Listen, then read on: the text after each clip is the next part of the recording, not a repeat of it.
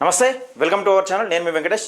ఇక media scene అన్న గత కొన్ని రోజులుగా ఇంటర్వ్యూ చేస్తున్న నేపథ్యంలో నిజంగా విశారదన్ మహారాజ్కు సంబంధించి సరికొత్త విషయాలు అంటే వెలుగులోకి వస్తున్న నేపథ్యంలో, నిజాలు వెలుగులోకి వస్తున్న నేపథ్యంలో తట్టుకోలేక తన అనుచరులతోని దాడిలోకి దిగుతాం, మేము ఏమైనా చేస్తామంటే నిజంగా ముందు జాగ్రత్తగా ఉండాలి. కాబట్టి నిజంగా తనకు ఏం జరిగినా విశారదన్ మహారాజే, తనకేమైనా జరిగితే విశారదన్ మహారాజ్ దానికి కారణం అంటూ డీసీపీని కలవడం జరిగింది. ఒకసారి మనం దాని గురించి మీడియా సేనని మాట్లాడే ప్రయత్నం చేద్దాం.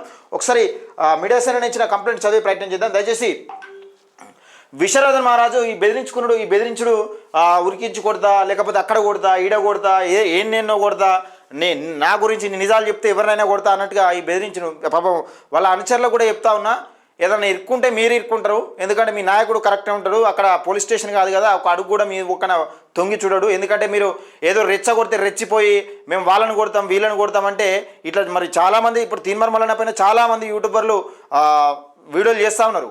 మరి అట్లా అంటే తీన్మార్ మల్లన్న ఎందరిని కొట్టియాలి, ఏం కథ? ఇక మీరు ఒకసారి అర్థం చేసుకోవాలి. రాజకీయంలో విమర్శలు ఉంటాయి, దాన్ని తట్టుకునే శక్తి ఉండాలి.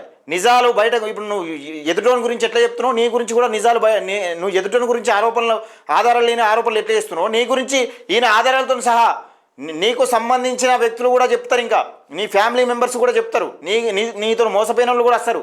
ఈ ఒక్కదానికే చిన్న ట్రయల్కే నువ్వు వాడిని కొడతా వీడిని కొడతా వాళ్ళని కొట్టేస్తా, నిజంగా ఏమైనా చేయొచ్చు అంటే మీకు భయపడే ప్రసక్తి లేదు.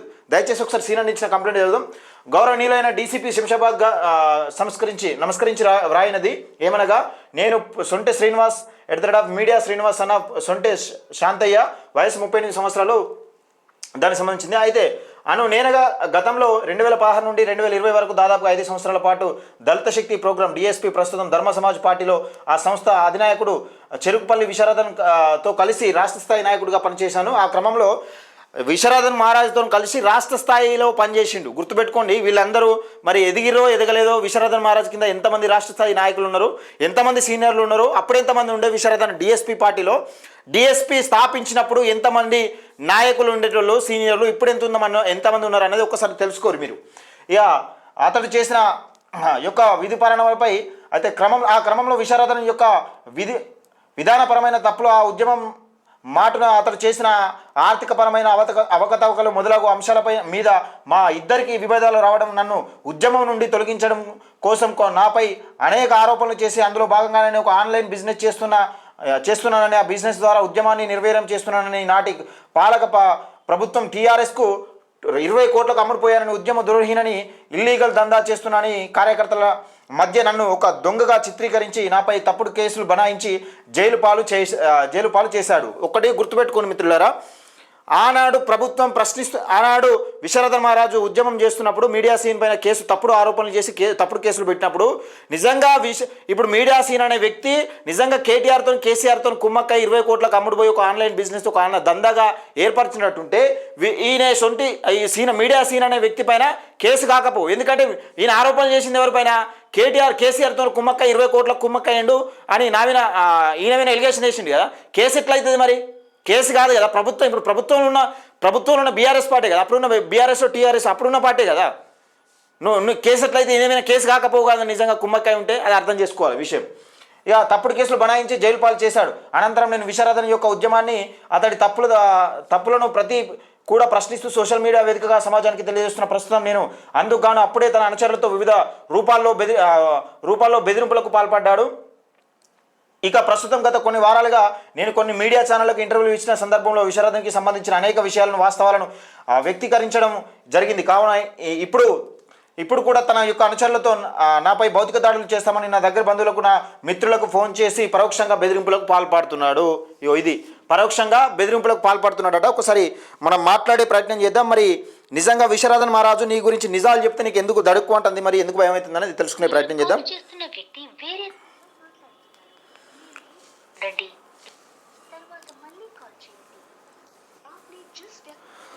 నిజంగా ఇప్పుడు నువ్వు మాట్లాడుతున్నావు కదా, ఆడ డామికాలు కొట్టుకుంటూ మాట్లాడుతున్నావు కదా, మీడియా ఛానళ్ళ ద్వారా మాట్లాడుతున్నావు కదా, మరి నీవి నా తప్పుడు ఆరోపణలు చేస్తే నీవి నా ఎంతమంది బెదిరించారు నిన్ను? నువ్వు ఎవరు మరి దాన్నే ఇష్టమైనట్టు మాట్లాడుకుంటా, ఇష్టమైన పదజాలం వాడుకుంటా, వాళ్ళు వీళ్ళు అనుకుంటా, ఈ తేడా లేకుండా నువ్వు నిజంగా ఏదో పెద్దన్న పాత్ర పోషిస్తా అంటే నీతో నేను పప్పులు ఉడికే విశారదన్ మహారాజు. ఒకసారి మాట్లాడే ప్రయత్నం చేద్దాం. అన్న నమస్తే. నమస్తే నమస్తేనా. సీనన్న ఇప్పుడు ఏమైందన్న డీసీపీని ఎందుకు కలవాల్సి వచ్చింది నిజంగా? మీరు అంటే ఇప్పుడు మీ మీద దాడి జరుగుతుందన్న ఉద్దేశం కొద్దిగా ఏమైనా కుట్ర పడిందని మీకు సమాచారం అందిందా? అయితే యాక్చువల్ గా మీకు ఆ లెటర్ కూడా మీకు అందిందని నేను అనుకుంటున్నా. అవునవును చదువుతున్నా, అదే చదివినా. డీసీపీ శంషాబాద్ జోన్ డీసీపీ అంటే నా షాద్నగర్ కాన్స్టిట్యున్సీ కాబట్టి మా జోన్కి సంబంధించినటువంటి డీసీపీ గారిని నేను ఒక లీగల్ ప్రొటెక్షన్ కోసం నేను ఆశ్రయించడం జరిగింది. ఓకే.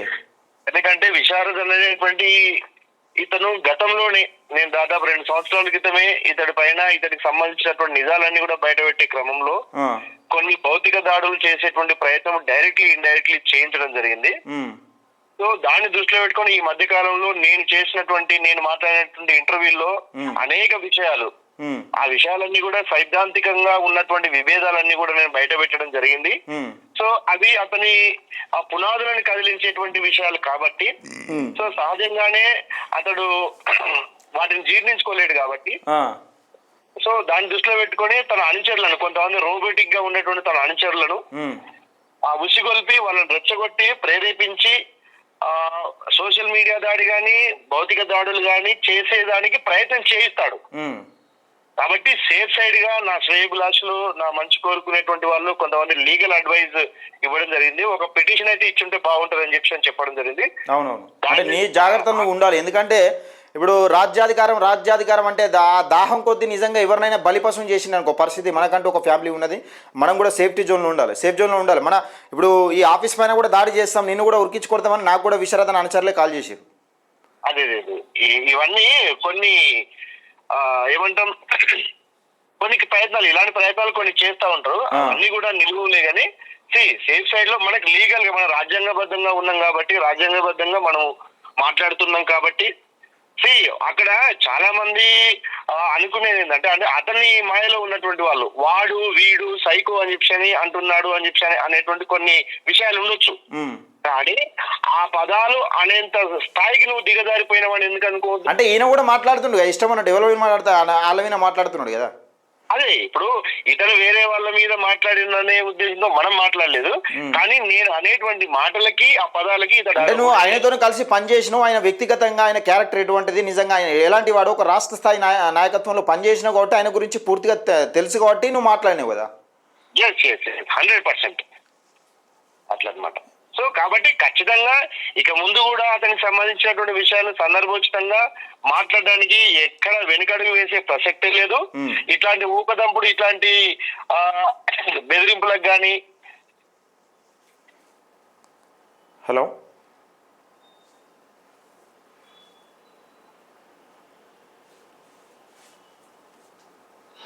జాగ్రత్త,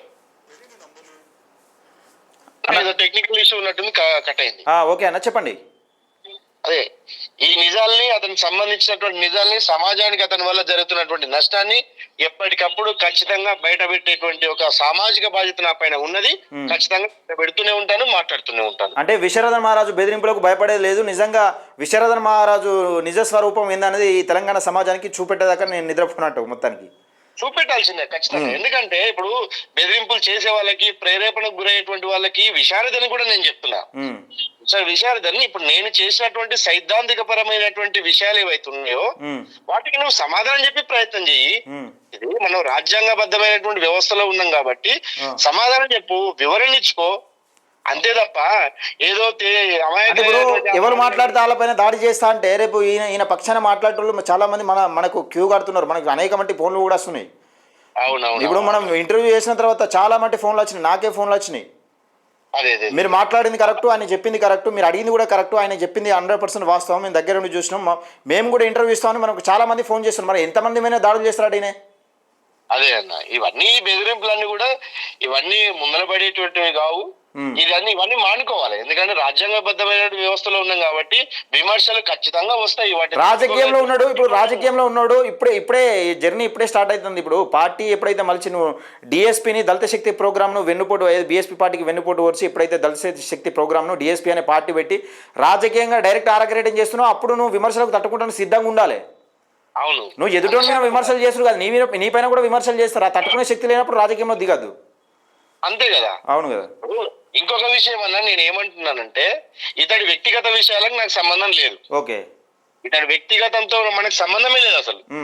సమాజంలో మన వీడియోలో కూడా ఇది చెప్పినాం, సమాజంలో ఒక సమూహానికి ప్రాతినిధ్యం వహించే ఒక నాయకుడిలాగా ఒక నకిలీ వ్యక్తిలాగా బయటికి కనబడుతున్నాడు. ఒక నకిలీగా నాయకుడి రూపంలో ఒక నకిలీగా కనబడుతున్నాడు.